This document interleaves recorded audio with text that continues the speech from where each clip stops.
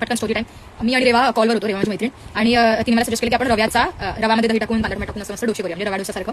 आणि सगळी मी तयारी वगैरे केली, कांदा टाकला त्याच्यात कापून, आणि तव्यावरती पहिला मी जेव्हा टाकलं तर तो पहिल्यांदा तव्यावरती चिटकून गेलं. नॉनस्टिक तवा नाहीये, पण तो हार्ड अँड्रॉइड तवा आहे, त्याच्यामुळे तो गरम वगैरे केला की मस्त अशी इझिली डोसा वगैरे निघतो त्याच्यात. ते चिटकून गेलं. मग 2 सेकंड टाइम परत ट्राय केलं, रेवा मला सांगते पाणी टाक आणि असं सगळं कर, पोस असं अन्ना स्टाईल एकदम पाणी मारून हे करत, पण ते पण काही झालं नाही. मग सेकंड टाइम पण फसला. मग मी विचार केला काम करू, माझ्याकडे स्टीलचा कुकर तर त्याच्यात मस्त होतं, कारण की मी चिकन वगैरे जेव्हा भांड्यात बनवते तर तेव्हा एकदम नॉनस्टिक सारखा तो वापरला जातो. फक्त त्याला असं आहे की त्याला प्रॉपर गरम करून थोडं पाणी वगैरे शिंपडून त्याचे स्टील प्रॉपर तापायला फक्त तेवढं लागतं. मग मी म्हटलं की एक काम करते, मी ह्याच्यात बनवते कुकरमध्ये पॅनकेक सारखं. तर मग म्हटलं मी फुल एक्साइटमेंट, एवढी एक्साइटमेंट ना की 2 वेळा आता फसलेला रवा डोसा अपॅरेंटली तो होता. कळते ना, कधीच मी हे सगळं बंद केलं असतं आणि मी रामराम म्हटलं असतं ह्या बॅटरला रव्याच्या. पण मी म्हटलं की ठीक आहे, आता ती पण बिचारी मला सजेस्ट करते, रेवा तिकडून म्हणते की एक काम करू, आपण ढोकळा करू, घेते सगळं. म्हटलं की काही नको, आता लागतंय टेस्टी, आणि तो खरडवायला लागत होता पॅनवरती तरी तो कुरकुरीत लागत होता, सगळं टेस्टी होतं. म्हटलं इट इज ओके, खाऊया. मस्त मी चहा केला, इकडे चहा पण तुम्हाला दाखवू इच्छिते, मस्त हा मी पिणारी चहा आता.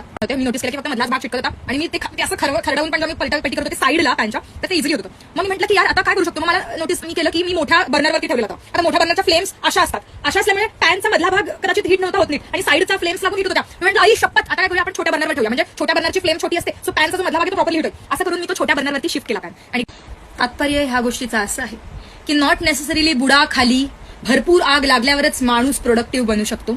कधी कधी बुडाखालची आग थोडीशी कमी करून सुद्धा खरपूस अशी प्रोडक्टिव्हिटी करता येते गाईज.